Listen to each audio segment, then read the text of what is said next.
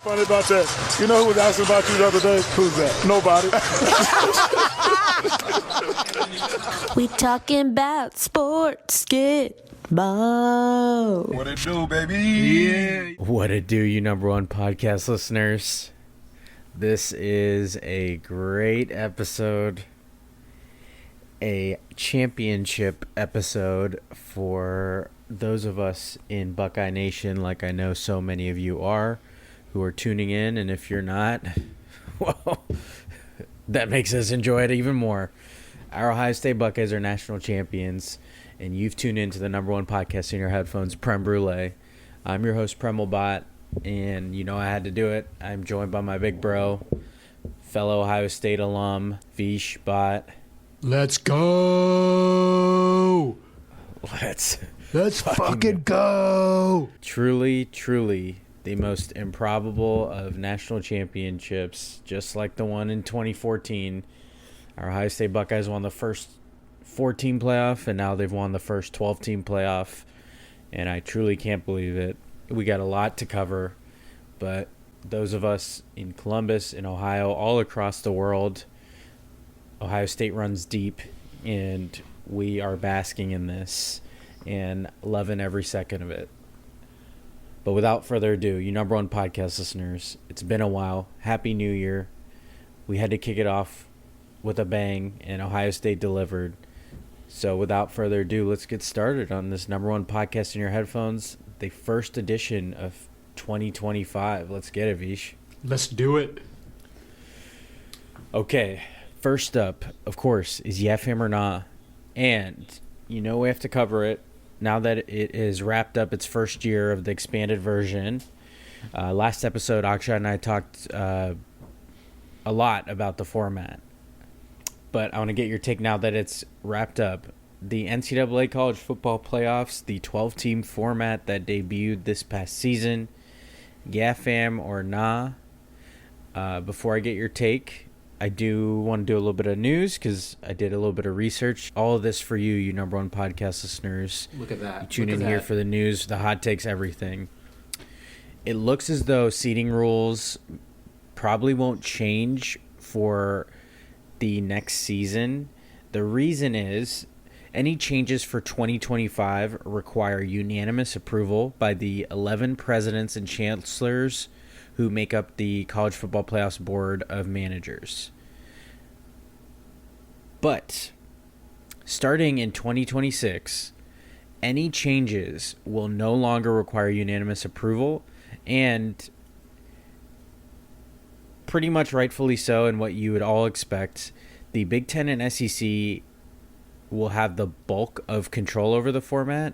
This was something that was agreed to during the college football playoff contract negotiation. They essentially said after the two first years, we'll cede control, the majority of the control, to the two biggest conferences. So if you're looking for changes in thinking, hey, we need to change up these buys, we need to change up these matchups, all the different options that you heard Akshat and I talk about last episode, then you'll likely have to wait till 2026, but it should be easier to get done after this coming season. Not to say it can't get done. They have meetings on the books coming up, but it's going to be less likely because what reason would one of the smaller conferences have to agree to that? So, Vish, back to the task at hand, the college football playoffs. Yeah, fam, or nah?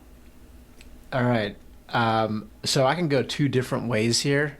And just because it's customary, I'm going to say no. It's 1 year. Wow. Yeah, it's 1 year in.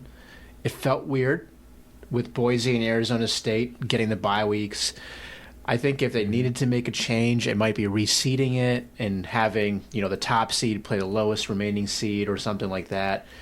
But ultimately, after 1 year, you can't say this is what's going to happen, right? So if you took the 2014 championship, and Ohio State won that one as well, but Florida State was undefeated, and they were number 3 in that poll and going into the top 4. So Ohio State made it, Alabama made it, Oregon made it. They were all one loss. They did win their conferences, but again, it was an anomaly. So maybe it corrects itself. Maybe there is no Boise or Arizona State that ends up rearing its ugly head. But I think in a couple years, there might be some more people at the table. The SEC probably is outside looking in, especially this year. But, it was don't lose late the way they did, and don't have 3 losses. So, at the end of the day, I'm okay with how it is, just to see how it works. And, it also helps that the Buckeyes won. But what about you? Yeah, exactly. It goes without saying we're fam related to the results. It worked out in Ohio State's favor. They went on a crazy 4-game run. More on covering the full scope of that in a little while.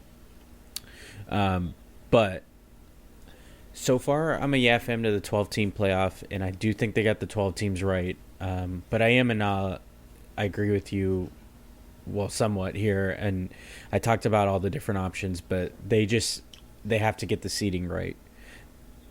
And the evidence was from all the teams that we thought were going to lose that somehow got the bye did. I think the closest one, obviously Arizona State had a real chance to beat Texas and probably should have, if we're being real. If they didn't bring an all-out blitz on a 4th and long, maybe we're having a different conversation. But I do think the bye should go to the 4 most deserving teams. I do think conference championship should matter, and that should get you in the dance. You're going to see me have a very similar take, spoiler alert, as we talk about the NFL. But yeah, at the bare minimum, they should reseed. I do think at the bare minimum, they should think about matchups when they submit their final rankings, because Oregon did get shafted. They were the best team all year. They were the clear number 1, and they had the worst path to a championship, the Final Four, all the above. It's almost as if they got penalized. So they need to get it right. I do think they will. I'm going to be patient. We have this championship to rest easy on, and we'll wait those changes at the very least, sounds like, in a couple years. Do you think conference championships will go away? I think people are going to really think about it. I already saw a report that the ACC is considering modifying their championships. I think the more likely scenario is that they're going to play 1 less regular season game to account for it. I still think the conference championships are going to matter, because that's going to get you an automatic bid. Maybe they'll matter less for the 2 big conferences, but the other ones I think will still matter. So we won't see a cheapened product like that. And it did seem like the committee still rewarded teams for playing in and ultimately losing their conference championship, evidenced by Penn State having a higher ranking than Ohio State in the final rankings entering the playoff. It's almost as if they considered losses in the conference championship as half a loss, like we talked about last episode. So I don't think they'll go away. I don't think they want them to go away. So I think they'll do what they have to protect the sanctity of those. But maybe you see some strategy by the 2 big conferences, the Big Ten and the SEC. But I did want to take a moment to bask in this. I promise you, number 1 podcast listeners, I would. I truly can't believe this national championship. If you would have told me less than 2 months ago, after that abysmal performance against Michigan, that Ohio State would be hoisting the trophy, especially given their potential path to a title, I would have called you absolutely crazy, and so did a lot of other Buckeye fans. Then I think about this happened because of an expanded playoff system, because a team in Ohio State that wouldn't have made the 4-team version that we had previously won it all. And then you're thinking about probably a team that made it to the semifinal wouldn't have either, because if this was still a 4-team playoff, the 4 teams would have been Oregon, Georgia, Texas, and probably Notre Dame, with Penn State and Ohio State being the first 2 out, and they wouldn't be competing in the college football playoff in the 4-team version. Ultimately, I'm just so happily wrong about Ryan Day and these Buckeyes. I couldn't have been more wrong. They really figured out a way to galvanize the group after that truly awful loss against Michigan. There were reports that they were so together. They seem like they've always loved playing for Ryan Day.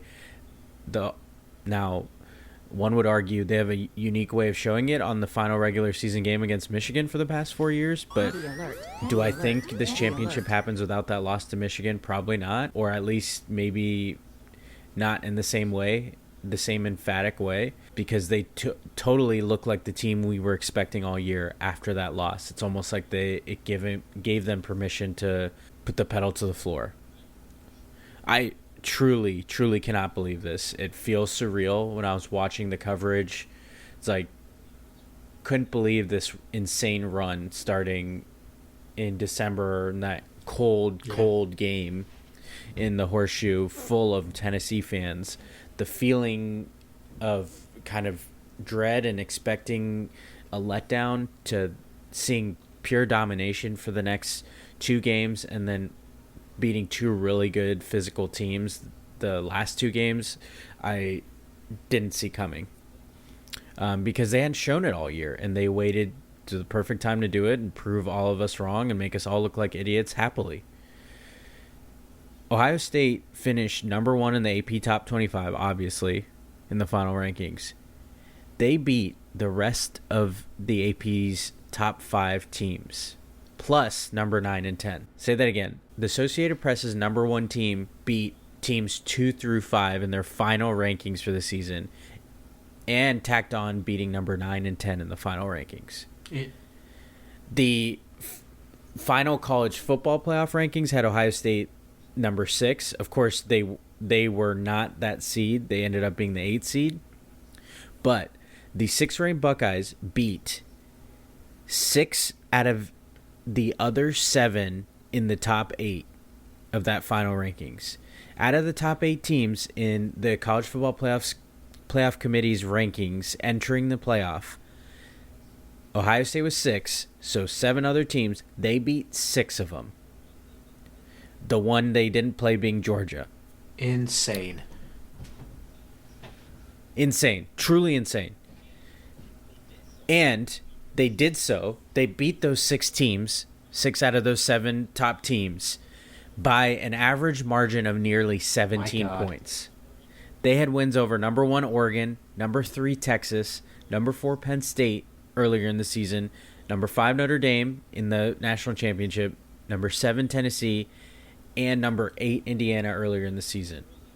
It is truly an undisputed, improbable, and exclamation-marked national championship by the Ohio State Buckeyes. I'm so happily wrong about Ryan Day and this Buckeye team after losing 4 straight to Michigan. Now, they still need to figure out this Michigan monkey on their back. Something happens to Ryan Day in that game where I truly, mental health experts need to look at it, but that's for later. You had Will Howard transferring in. You had offensive line injuries galore. They lost an All-American center late in the season. They lost their left tackle midway through the season. They reshuffled the line. An offensive line coach that was highly criticized. He was the weak point in the position coaches. He figured it out. He found a combination that worked and did it multiple times. They had to shuffle things. Their All-American guard, Donovan Jackson, switched to left tackle. And did incredible at left tackle. And then you're thinking about running backs who both decided to team up, Quinshon Judkins and Travion Henderson, who were both former 1,000-yard backs, and they decided, you know what, let's team up in the same backfield. Let's save ourselves some wear and tear by having both of us here.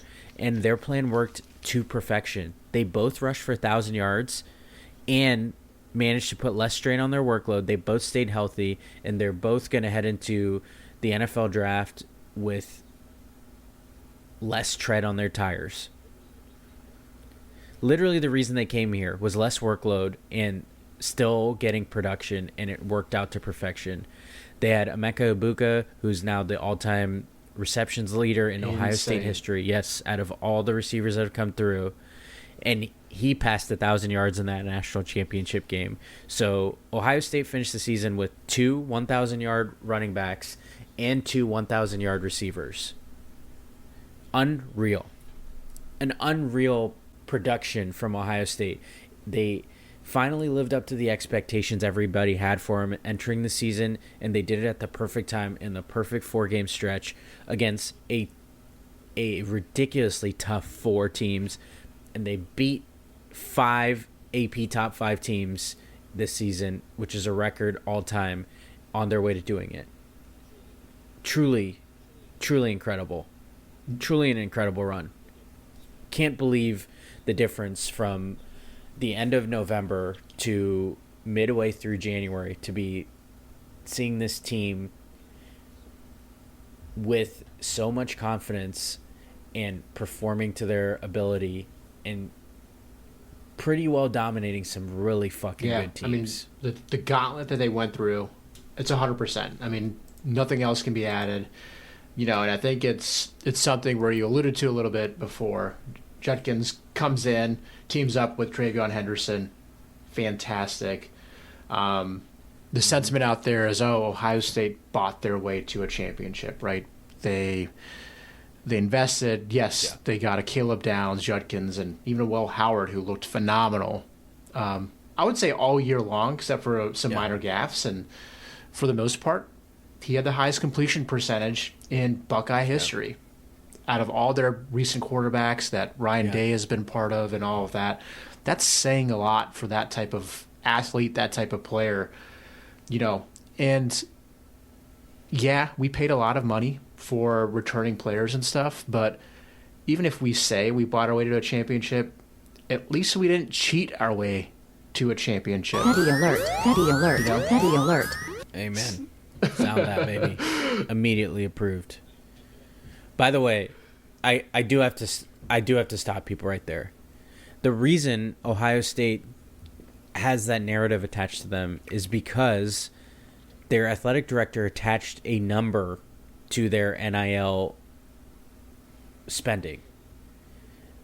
You better believe other programs spent the same amount, if not more. And they are counting their lucky stars. They get to hide behind Ohio State being the only one to name their number. It is very, very commonplace at this point for those top teams. Texas for sure had to have. And you named the few transfers Ohio State brought in. You, again, alluded to it. That money that is floated around, that $20 million, was to keep players that they've already developed in program who's decided to stay for this exact goal of winning a national championship. So to say that they bought this is incredibly reductive and lazy, and it just shows how much you don't know about the sport right now, because every team's doing it, and the fact of the matter is it's just the Wild West, and it's legal now. So that's the problem you have. It's not with Ohio State. They're just the ones that get all the attention for it, but everybody's spending that same amount, and arguably some teams are getting in more transfers. It's just Ohio State's few transfers they got in were very impactful. The ones you mentioned, Howard, Judkins, Caleb Downs, Seth McLaughlin, that's pretty much all of them. I think I named all their transfers minus they had a tight end, Kazmarek from OU, and that makes up the 5 people outside of the program that they brought in, which they did not get the entire $20 million. I guarantee you that. Well, and I think it even speaks to whatever that buy-in was from that returning class for the Buckeyes outside the transfers. Yes, it helps to get a Caleb Downs, who's a premier defensive player, probably top 5 in the NFL draft, was able to come out today. But considering what they went through at the end of the year last year, right, where they lost to the school up north, and we'll talk about that again. They got embarrassed essentially in the bowl game. That didn't mean anything, but they only put up 3 points against Missouri, right? And so for this team to buy in the way they did, it was actually very surprising. You saw one by one all these players say, I'm coming back. They're day one, first round picks, day 2. Yeah. And so for them to buy in that way, they probably solidified themselves. The defensive line, Ibuka, like they're probably about where they would have been last year. They got a little bit more money, if not better, out of that. But I think it just kind of speaks to that. And the people that they brought in, they fit into what that culture already exists, and that was the key, right? You saw what happened to Florida State early on. They spent a shit ton of money in the NIL, and it did not work. Yeah. It worked the previous year, but it completely blew up in their face. So the transfers, it's the right mix of what that looks like, and the teams that do it the best are going to be the teams that make it to the Final Four, the championship game, and eventually hoist that gold trophy at the end. And I think the Buckeyes were one of those teams that did it. And Oregon was one of those teams early on too. So, yeah. Okay. We're going to talk a little bit more about that. I come hat in hand apologizing to Ryan Day and the softer than Charmin Ryan Day supporters this entire time. They ended up being right, as soft as they were, but they were right, and I was wrong, and I'm happily wrong. But your boy, number one podcast listeners, I'm still going to find a way to put something on You Played Yourself, so stay tuned for that. I always deliver for you. The petty never stops, and I will find a way to address some things regarding that situation. You played yourself. But first, I wanted to talk quickly about the NFL playoffs. Vish, we are heading into conference championships, and as we record here, but I've had this bone to pick for years now, and I don't see myself coming off that hill. But I want to get your take on it because I have heard both sides of the story. NFL playoff seeding. Do you, fam, like it as it is? Or nah, feel like it needs changed? So, before you answer that, obviously you know these scenarios. But in case you number one podcast listeners don't or forgot, the Minnesota Vikings were the 5 seed with 14 wins because they finished second in the NFC North to the Lions. On the final week of the season. Additionally, the Washington Commanders had 12 wins and were the 6th seed. Meanwhile, in the NFC, who was the culprit this year, I would say the AFC kind of worked out with seeding and going pretty much chalk. But in the NFC, 2 10-7 teams hosted playoff games because they were obviously in easier divisions. That was the Tampa Bay Buccaneers and the LA Rams, who both hosted playoff games but had worse records than the teams they played. So before I get your answer, I'll go first on this one. Like I hinted at, I am on a crusade against the NFL's playoff seeding system. I am a nod of their seeding. I think it's ridiculous that teams get penalized for being in a tougher division. I don't think it rewards anything because I just think your record should determine things and not your luck in what division you're in. There were years where the NFC East was the NFC least and there were 8-8 teams hosting playoff games, just happened to be in easier divisions. I just don't think this rewards good teams. I think it penalizes really good teams for being in difficult divisions. The Vikings being the latest culprit, the Commanders being another one who would have had a home playoff game if the seeds went based off strictly record. Now, I do think a division win should count for something. I think it should get you in the playoffs, but I do not think it should get you an automatic home game because you didn't earn it. It's just, I get the argument. You play the schedule you're given, you play the division you're given, but I don't think it warrants doing more than guaranteeing your spot in the playoffs, in the dance. I preemptively see people saying, like, this is the greatest format. What I would counter with that is just because it's the way it has been isn't necessarily true. If this was such a great format, the NFL wouldn't have added a 7th team just a few years ago, so it's not like it's that protected. You can change things. It's okay to. It's okay to accept change in this scenario. There have been too many examples of teams having to play road games just because they were in a difficult division. So it's like, I get you won your division. You think you deserve a home game. It's like for every person that says the Vikings should have beat the Lions, they shouldn't have got swept by them, and they would have had a home game, like, too bad. There's also, okay, the Bucs got swept by the Falcons and played the Saints and Panthers twice. Why does that warrant them a home playoff game? There is arguments on both sides of it. I just think it should strictly be record, and the division should matter for getting a spot in the dance. So I'm a nod to this. Yeah, I'm not even trying to zag here. I actually think divisions, especially in the NFL, do count for something. There's so much parity in the NFL year after year. Again, you are playing the schedule that's in front of you, and that doesn't matter. But if you kind of look at the Vikings, right, and just take that in a little tunnel or a pocket or however you want to look at it, they had a remarkable season, and so did the Commanders.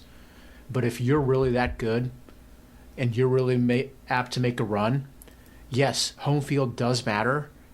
But at the end of the day, the Vikings' 3 losses, I guess, came, and now 4, I guess, came to 2 teams all year long, the Rams and the Lions.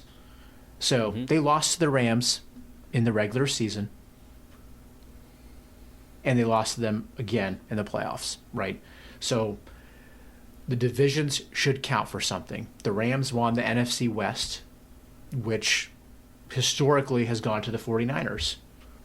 So the 49ers had a plethora of injuries this year, down year. We don't know if they'll come back, especially if they play Purdy, blah, blah, blah. That's not for this. But again, they won the division. You should get a home playoff game because of the parity that exists in it. Yes, you got swept by it, but you won your other 4 games, right? And then there's other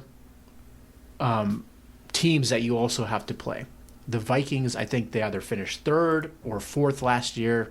I think it was a toss-up between them and the Bears. So they played a 3rd place schedule this year for all the other NFC teams, right?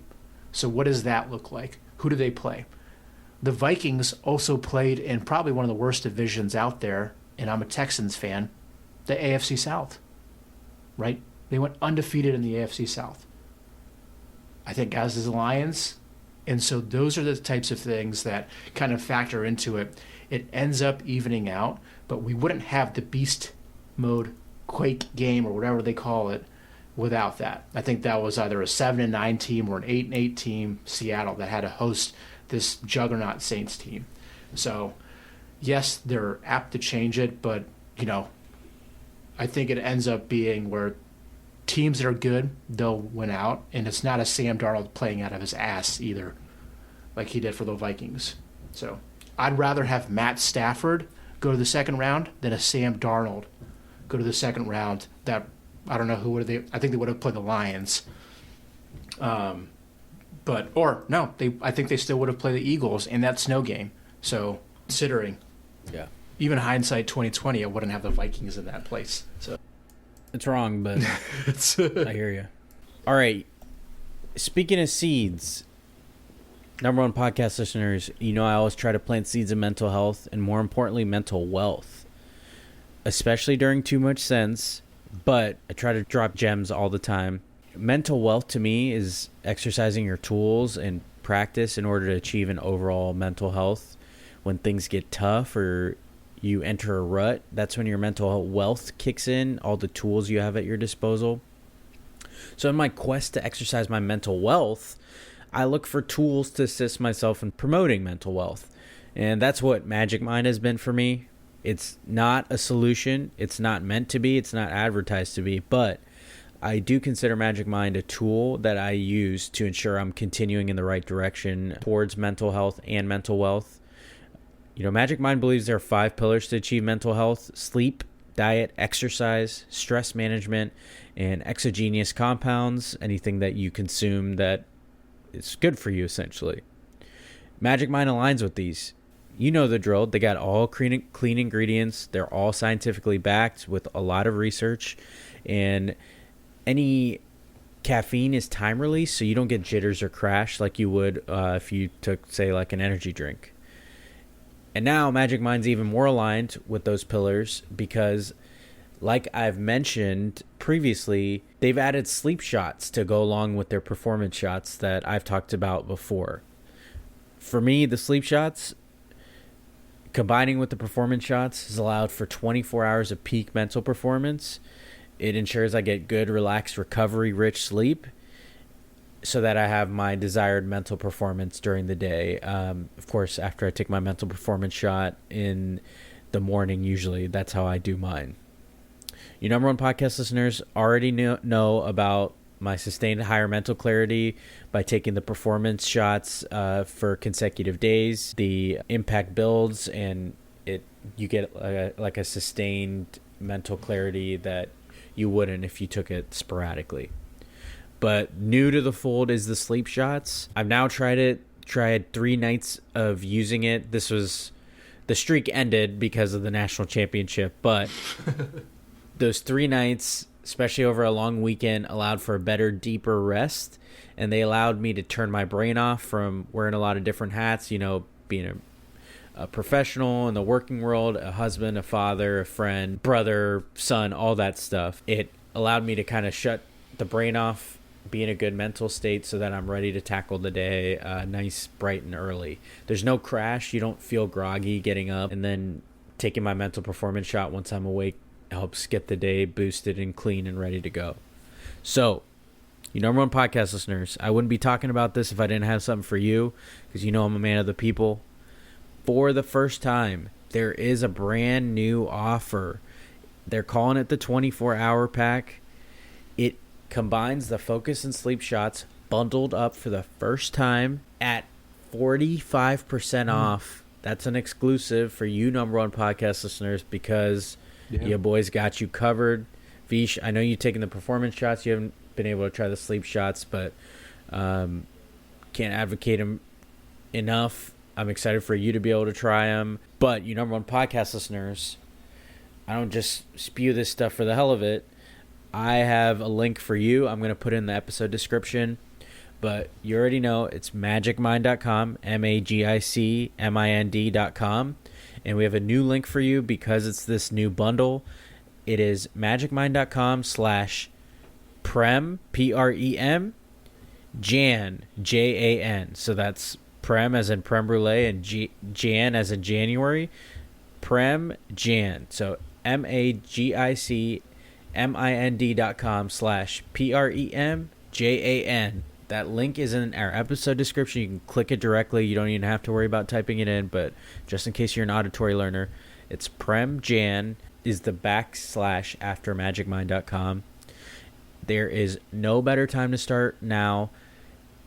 It's a brand new year. It's 2025. Get your mental wealth right. This is the year to do it. If you've been waiting, this is the perfect opportunity to start.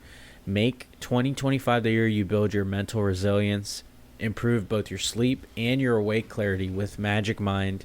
I wouldn't steer you wrong, you number one podcast listeners. I haven't steered my brother wrong. My dad's taken it.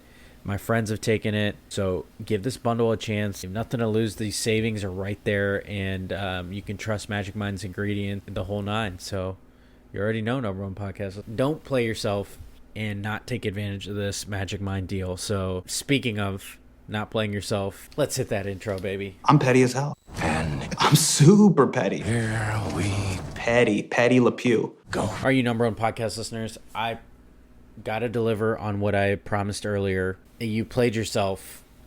This is Buckeye-related. You're not. It might make it seem like my apology wasn't sincere. It is sincere, but I do have a bone to pick. You played yourself goes to the hindsight 2020 crowd with Ryan Day and losing to Michigan, and this fucking lunatic fringe narrative that one of our own, ESPN's Kirk Herbstreit, started. I have a bone to pick ever since I heard it after the Ohio State-Tennessee game. It has fucking grinded my gears, and I've been waiting for this moment. And no greater time than to keep that same energy. Then after I was wrong about Ryan Day and Ohio State wins the national championship, this is the perfect time for it because I don't duck the petty. Originator of the petty alert, we are not ducking anything, but I got to address this because nobody else is. First up, this is from Ari Wasserman on X. He said the following, and I think it summarizes things perfect. You really want to know why people get so mad at Ryan Day? Because with the way this team is constructed, everyone knew this Ohio State team was in there somewhere, and nobody could understand what took so long for it to show up. It's really that simple. Couldn't have said it better myself, but in pure Prem Brulee fashion, number one podcast in your headphones, I gotta elaborate. This fucking victory lap people seem to be taking at Ohio State fans who are disappointed at Ryan Day is absolutely asinine. Let me preemptively say, anybody that's taking it too far, tweeting at players, you already know we are not with that here at Prem Brulee. Tweeting at players, Ryan Day's kids were getting trash talk thrown their way. Like, that shit is just ridiculous. We're keeping things just about the field of play and to the people getting paid millions of dollars, and that's Ryan Day, the head football coach of Ohio State, who knows what he's signing up for. His family did not sign up for that same level of ridiculousness and did not sign up for it in that manner. Everything's kept to the field in the appropriate avenues. Twitter, keeping it just about the on-field product. Goes without saying, but do feel like I got to say that, especially since we're going to address this lunatic fringe narrative. But this victory lap, people seem to be taking at Ohio State fans who were disappointed at Ryan Day, especially after the Michigan loss. Listen to me, and listen to me good if you're not familiar with this. There are 3 goals at Ohio State as the head football coach. Beat Michigan, win the Big Ten, win the national championship. The first one, beating Michigan, especially this year, should have been the easiest box to check out of those 3 main goals. They were favored by a lot. The talent was not even close. We've talked about this a bunch. But this notion, like, you guys are pulling a fast one on these fans who were rightfully upset after that Michigan loss this year. I guess you must be upset that they won the national championship. No, the fuck, we're not upset. We just didn't think after that Michigan game that they were gonna finish with the national championship, and don't act like you ever did either. Since he did that last goal, winning a national championship, there's not a sane Ohio State fan in Buckeye Nation that thinks it's not enough.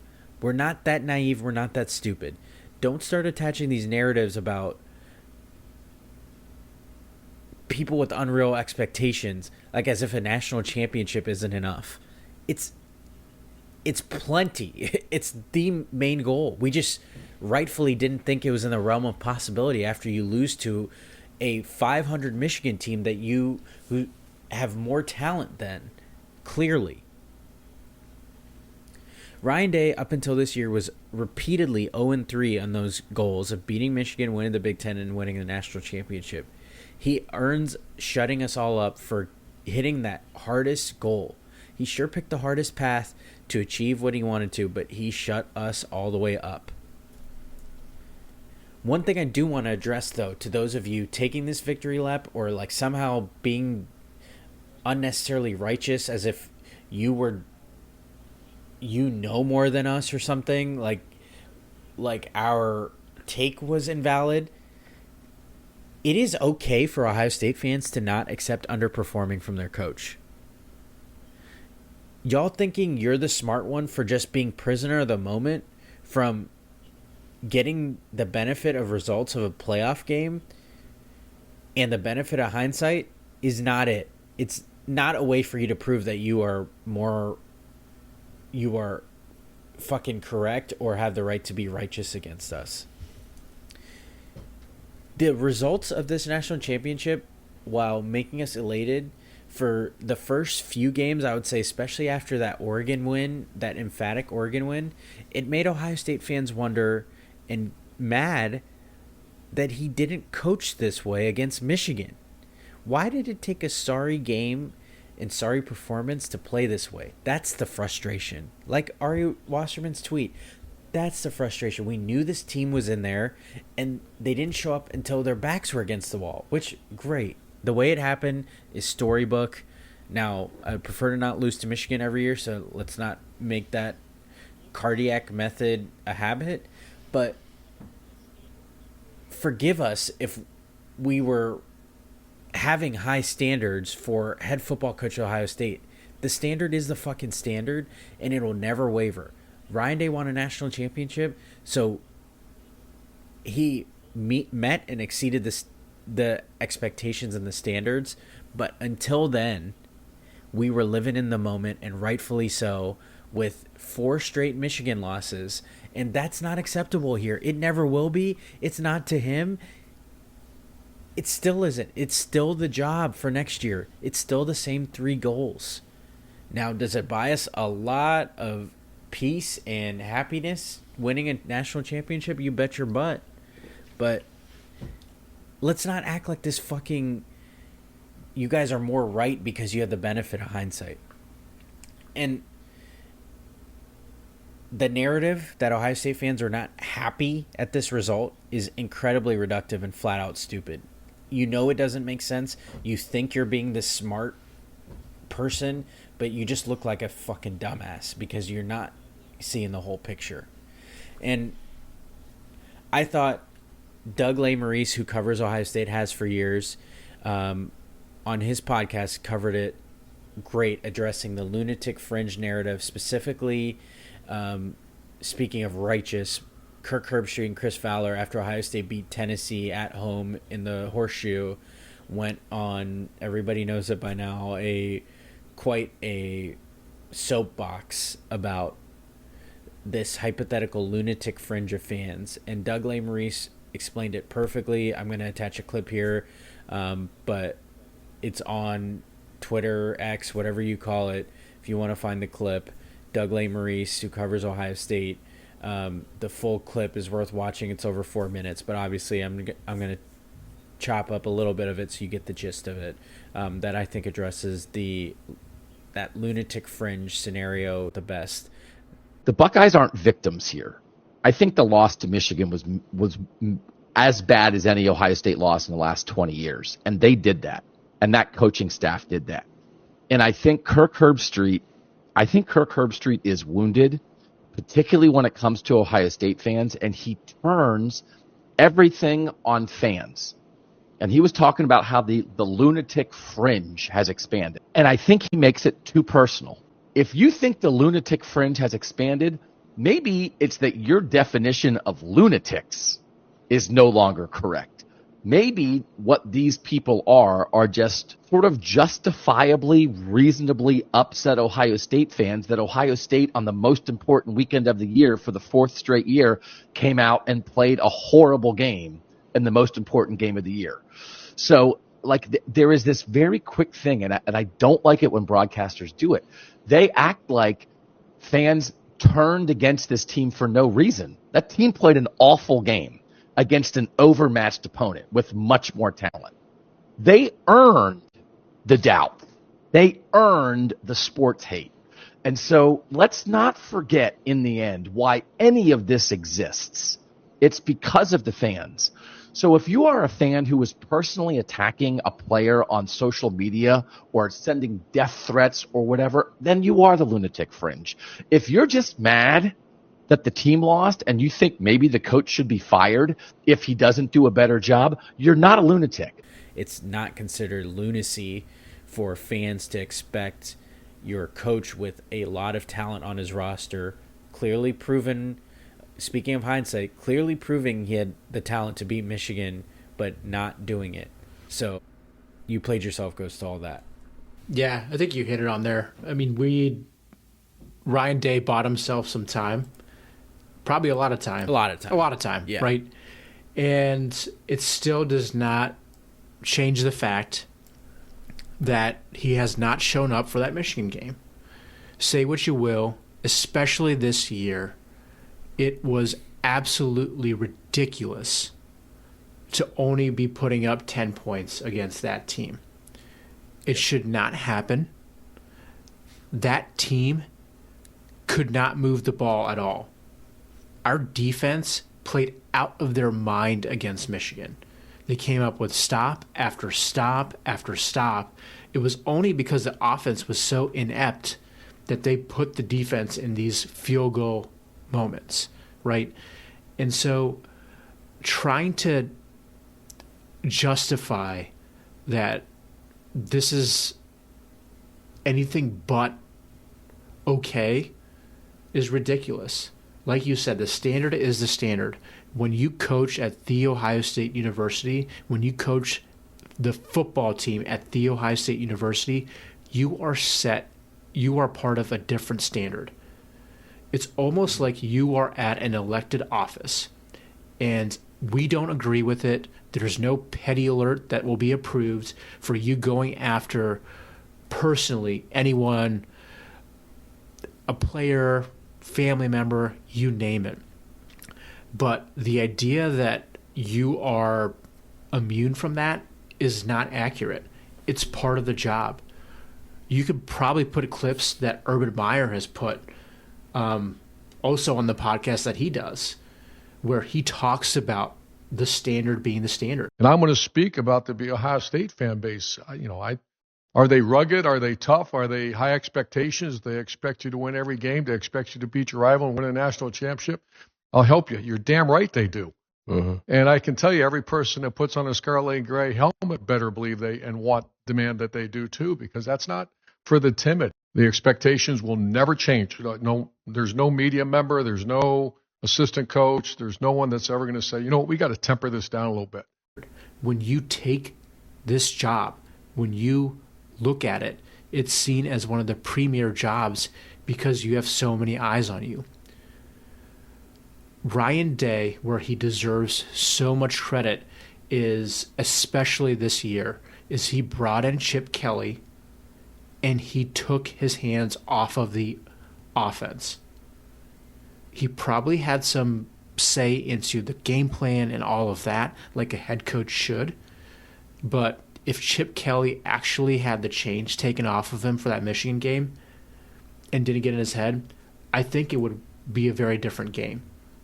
Chip Kelly, for the most part, as a head coach even, going back all the way, rarely misses the mark against inferior opponents. Chip Kelly is not a big game coach, never has been, even at Oregon, especially in the NFL, but he rarely misses the mark. And Michigan this year was such an inferior opponent. They did not know how to pass the football. And when you have an opponent like that, you just have to beat them down into submission. And that's what Urban Meyer did. That's what Tressel did. And so I think that's where it's annoying to be grouped in that setting. But, we lived in the 90s, many of us, even the people that are listening here. They went through the John Cooper stage of just being like, okay, I guess we're going to lose this game. It can't be that way. I know we got a couple more college football. You played yourselves. My next you played yourself goes to Brian Kelly, who's LSU's coach, a former Notre Dame coach. Immediately before Marcus Freeman, he brought in Marcus Freeman as defensive coordinator and then left, I believe, a season later for the LSU job. Then Marcus Freeman was named the head coach of Notre Dame. Brian Kelly, when leaving and asked about why he left Notre Dame, he said, quote, "I want to be in an environment where I have the resources to win a national championship," end quote. Brian Kelly said that in April 2022 after leaving Notre Dame for LSU. In case you missed it, Notre Dame played for a national championship just this past week, and LSU has not made the college football playoff since Kelly took over. So congratulations, you played yourself. Played yourself. And Vish, you got one for me? Yeah. I have a quote. Everything comes full circle. And this was said by current Syracuse quarterback Kyle McCord, who was last year's Ohio State quarterback. He said this right after what we alluded to before, where Ohio State shit themselves, imploded, whatever verbiage you want to use, against Michigan. And this was the same day that Syracuse pretty much knocked Miami out of the ACC title game and essentially any shot that they had at the playoff. And I get it that you might be a little bitter and you want to play with fire and you want your quarterback to play with fire. We talked about Will Howard, how he embodied and bought into the culture of Ohio State. The way he talked throughout the year, the way he talked even after the Michigan loss, he understood it. He's a transfer. Has nothing to do, not from Columbus, not from the area, but he understood the significance of him letting down the team. And so you want to have that fire, but go about it differently. So a huge, you played yourself to Kyle McCord. All the stepping in rhinoceros shit coming out of your car or whatever that is. I don't wish ill will on anybody, but my God, kept running his mouth, kept thinking, oh yeah, Ohio State didn't want me. Yeah, no shit. We didn't want you. Look, I stay petty so I don't have to get petty. Because you didn't play with that fire when you were at Ohio State. If you did, you'd still be here. You barely beat out Devin Brown, a quarterback that wore number 33. Petty alert. Petty alert. Ridiculous. Petty alert. It was a quarterback competition, and that's all that needs to be said. I guess I'll kind of go into it. I know we're not talking too much NFL, but this is very much Buckeye, so I'm trying to transition really nicely. Another former Buckeye quarterback that could not beat Michigan, C.J. Stroud, as part of my Houston Texans. He played phenomenally this past Saturday against the Chiefs. Losing that game was super frustrating, and that's all I got to say. It sucks to see a Buckeye quarterback who's given hope to this franchise again after Deshaun Watson, after some down years of David Culley and Bobby Smith. And they really held their own from an offensive perspective and a defensive perspective. You can't blame everything on the refs, but when the national media is saying, especially the announcers in the broadcast booth of Joe Buck and Troy Aikman saying, man, this is pretty shitty and it's pretty leaning the other way. If you follow Warren Sharp on X or Twitter, he has this whole thread on exactly how the Chiefs benefit. We'll get into our picks later. And yes, the Texans did not show up on the special team side with some bad missed field goals, a missed extra point, even the opening kickoff where they let out a huge return on top of a penalty. You name it. They didn't set themselves up to win, and you can't do that against the Chiefs, but it was still super frustrating and a huge you played yourself to the NFL and the referees for allowing the NFL to become, like soccer is, a flop-centric league. That Mahomes flop was nuts. It was ridiculous. So it was just one of those you just shake your head and you're like, Yeah. Really? I get it. There's gamesmanship that go into it, and you're trying to get the extra edge. But Mahomes is already Mahomes for a reason, and to do some of that extra shenanigans stuff, it's just shitty. So my non-sports you played yourself for your number one podcast listeners. 'Tis the season. I feel like I address this most years we get any sort of snow. The people who do not clean snow off their car and try to drive. Oh my God. You gotta be kidding. I hate this. Yes. You gotta clean off your fucking car. At best, it's not getting on your own windshield, but then your snow is blowing on the cars behind you and around you. So take a few seconds, either warm up your car or invest in some sort of brush to get the snow off. They're very inexpensive. You can get them anywhere. A gas station, a grocery store, Amazon, whatever. Get something to clean off your car. Keep it in your car. So when you park somewhere, if it snows, you can clean it off. It is not acceptable to look like you are driving an igloo. Okay. Always a nice segue into our Am I Hating section.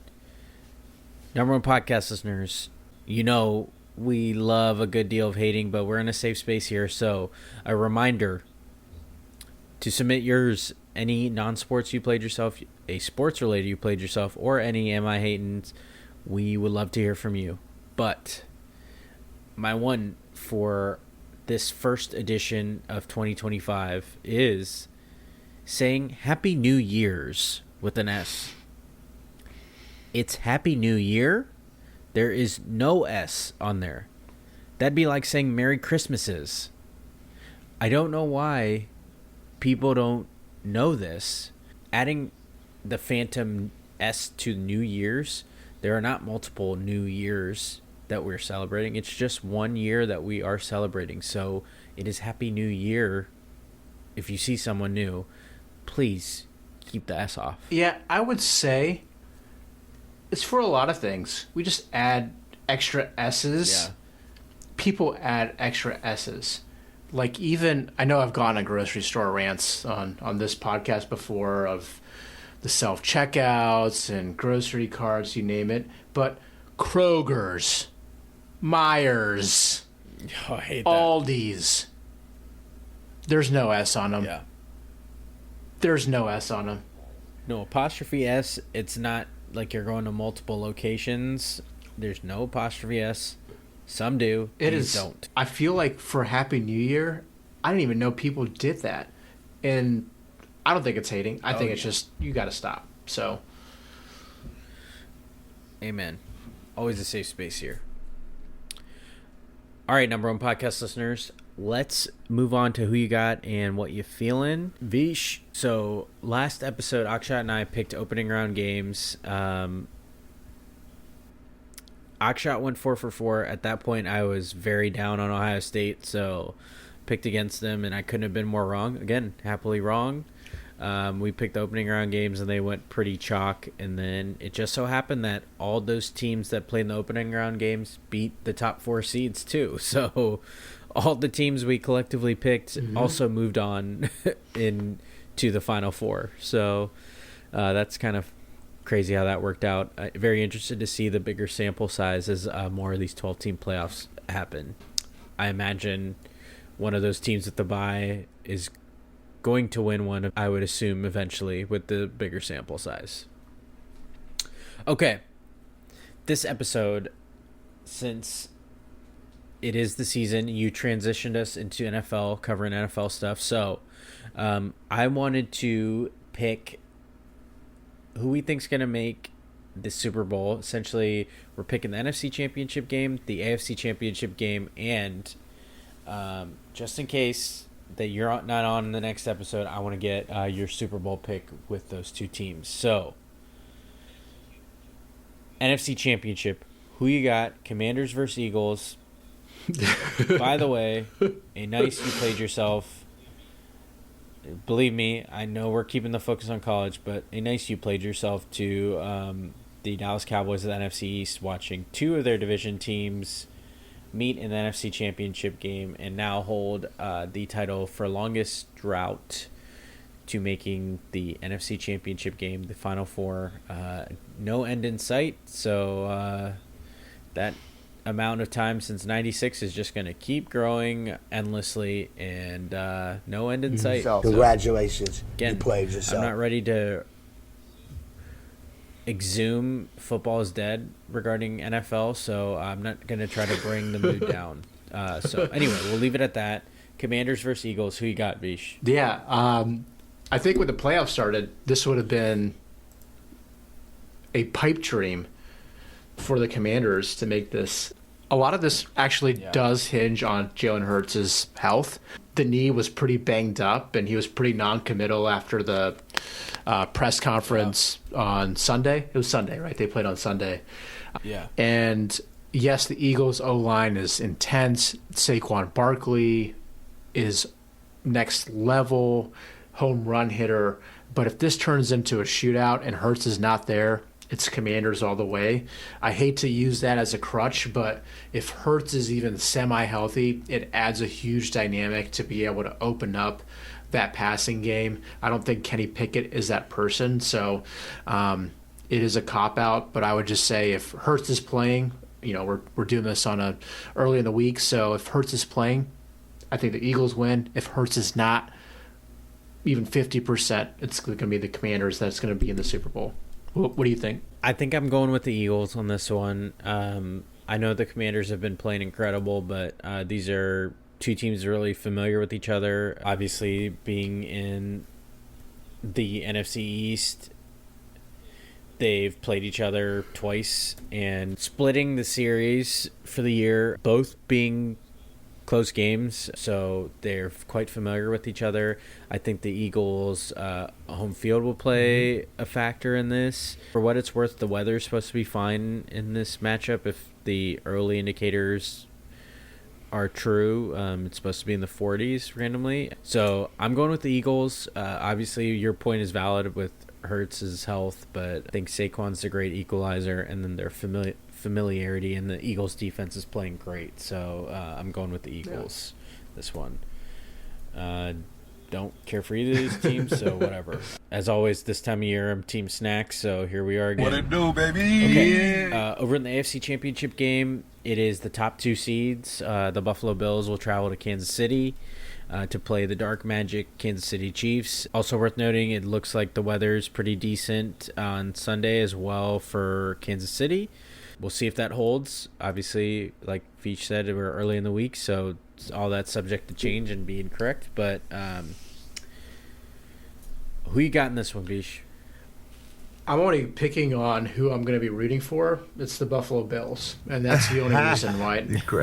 I think the Chiefs are inevitable. If I'm going with my head or if I'm betting on the game, I would probably pick the Chiefs, especially because they're at home and they're going for this unprecedented three-peat, which is pretty remarkable.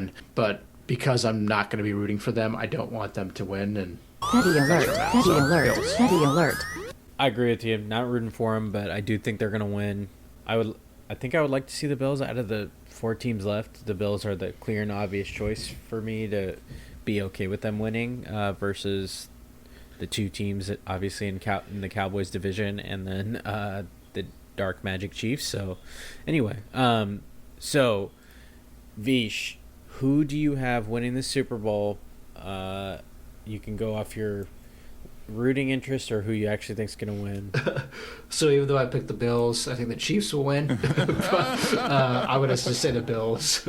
Essentially the AFC Championship. So I'm going to stay with the Bills, and they finally pulled through and get something for that city that's kind of gone through the thick of it, especially in the 90s where, they ran into your Dallas Cowboys and when they were at their heyday and what that looked like. So I guess if thinking that Hurts is going to be less than 50%, Bills over Commanders. If Hurts is over, it's Bills over Eagles. And yeah, I'm going with the three-peat. It's hard for me to bet against them. It's crazy the anomaly and ways they're finding to win. So I'm going Chiefs over Eagles in the Super Bowl.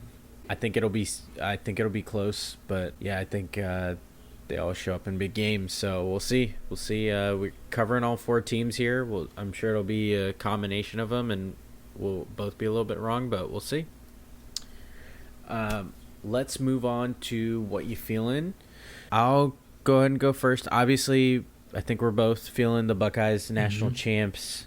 It is quite a surreal feeling. It still doesn't feel real that they won it all, but it's fun getting to do this again, and I'd never take it for granted. I always remember my best friend's dad saying in 2002, they don't come around often, so enjoy the moment, enjoy that glory. That's why I refuse to let the hindsight 2020 and that lunatic fringe narrative go unchecked, because I am going to enjoy this.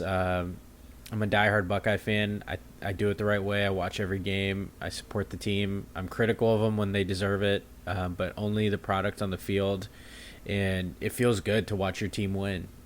We've experienced it with the Astros, Vish, and our whole family, and we've now you and I have really got to experience 3 of them: 2002, 2014, and now 2024, 25, and they never get old. It really is the coolest thing to experience and get a new perspective on. My son's just starting to, he knows to say go Bucks and knows about football a little bit. Obviously he won't remember this title, but it's cool to see it through that lens now and appreciate the different moments that I've been in my life to get to experience these national championships. So, and then in addition to that, getting to go to the opening playoff game at Ohio Stadium in the Horseshoe against Tennessee, seeing so many Tennessee fans there, but then getting to see them all leave early and see how loud the stadium was, even with so many Tennessee fans. They thought they were doing a Tennessee takeover. They were calling it Neyland North. And to see them all leaving so early was truly incredible. Being in at Ohio State game in December in the shoe, first of its kind, it was a cool experience getting to go to that. It was so cold that game, but so fun to go to it, and really glad I did that. And then what I'm feeling especially is my boys' birthdays. Both my sons either just had birthdays or have one coming up. My son Barrett turned 3 a few days ago, and my younger son Otis is about to be 1, and I cannot believe it. Time's flying.